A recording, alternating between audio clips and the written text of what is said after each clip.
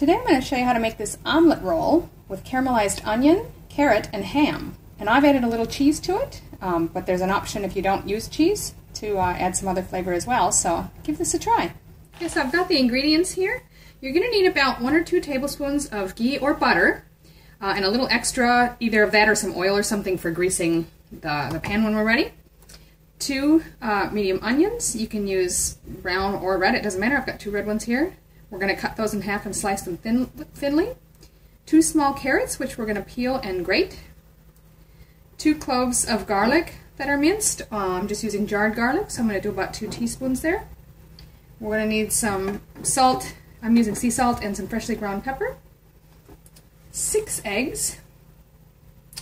And then if you use cheese, you can put a little bit of cheese on this. If you don't, you're going to want to spread, say, a tablespoon or 2 of mayonnaise, harrissa sauce, or pesto, or something like that, whatever you like, to give it a little extra flavor. And then a few slices of some ham. I've got some very large slices here. I don't yet know how many, probably take 3 or 4 to cover that. Then we're going to need a rimmed oven tray. You want it to be at least 1 inch deep. Now, I don't have one the right size, so mine's actually quite a bit deeper, but that's all right, it'll work. You want it to be about 8 or 9 inches by 15 or 16 inches. Mine's actually 10 by 14, but that'll work fine. And then you're going to line it with parchment paper or baking paper. Make sure it comes up at least 1 inch on the side to trap the egg when we pour that in there. And then we're going to, like I say, lightly grease, oil, or spray this to make sure it doesn't stick. So to start, I've peeled the onions, and as I said, I'm going to slice them thinly. So what I do is just cut them in half first, and then I can lay it flat and just make thin slices. So do that with both of your onions. So I've got the carrots peeled, and now you want to grate them, medium-sized shredding basically. You can do that in your food processor if you don't get it too small, or you can just use a hand grater like this. Just go back and forth. I've put 2 tablespoons of butter in a pan and got that heated to melting, and we're going to start by putting the onion in first. So we'll cook and stir that onion for about 4 or 5 minutes until it starts getting nice and tender. So while that onion is cooking, I'm just going to preheat the oven. You want it about 200 Celsius. I'm going to go down just a bit because I have a fan-forced oven. I'd be about 390 Fahrenheit. Onions are softening nicely. It's been about 5 minutes. So now I'm going to add the carrot and about 2/3 of a teaspoon of sea salt. And stir that in. Cook for about another 5 minutes.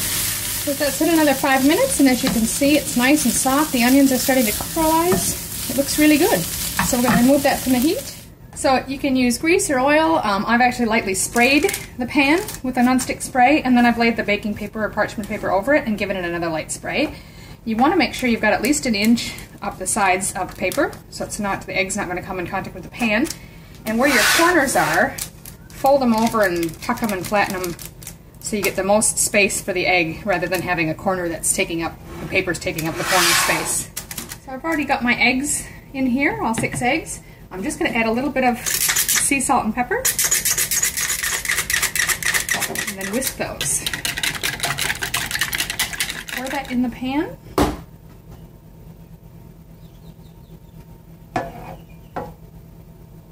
Try to get it even across the bottom of the pan. Okay, so the egg is in, and now we're going to take that carrot and onion mixture. If it's not too hot to handle, you can just use your hands, but just sort of sprinkle it evenly over the top. Otherwise, use the spoon. But you just want to try to get it even. Okay, I've got that all evenly spread in there. Now, if your pan's not as deep as mine, it should be at least 1 inch deep. But if your paper may be hanging over the edge more, and that's just fine. I'm going to put that in the oven, about in the middle of the oven. So I've immediately reduced the temperature down to about 175, or just a little less, because I've got fan-forced oven. That'd be about 345 Fahrenheit. And we're going to bake that for 15 minutes. So that's been 15 minutes, and you can see it's set. You don't want to, if yours is still a little bit moist and not quite fully set, put it back in a little bit longer. Now at this stage, if you're not using cheese, this is when you can use, say, a tablespoon of mayonnaise, harrissa, pesto, whatever you like, and just lightly spread that over the top before you put the ham on. I am going to use a bit of cheese, so I'll sprinkle some on there. Now you could put it back in the oven for a minute or 2 if you like to melt, but I think when we roll it up it probably will anyway, because it's still pretty hot. Now over the top of that, I'm just going to layer some slices of ham, depending on the size of your slices. Looks like I'm going to need about 4. Now the next step is we want to take this out of the tray and keep it intact as much as possible. There we go. Lift it out nice and easily. Now we're going to use the paper to assist as we roll it up. Getting it started. And just peel the paper back as you go. Be careful because it is hot.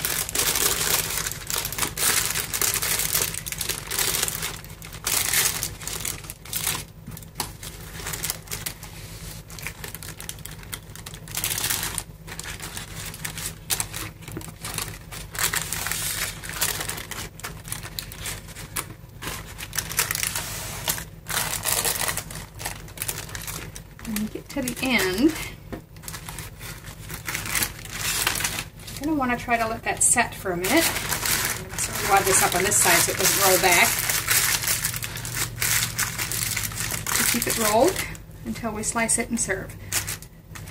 So it's pretty warm, so I'm just going to leave it sit for another moment or two. It'll help melt the cheese and it'll help hold it together as well. So I'm just pulling the paper away, and if it starts to want to roll back, just give it a little press to help it hold that shape. And then it should stay rolled for you. So you should be able to get 2 to 3 serves out of this, depending on if you're serving anything on the side with it, like a nice salad would be good. So just go ahead and cut it however you want to. I'm just going to go in half today. Look at that nice perfect rolled shape. Isn't that lovely? And this is really tasty too, so give it a try. I hope you enjoy it.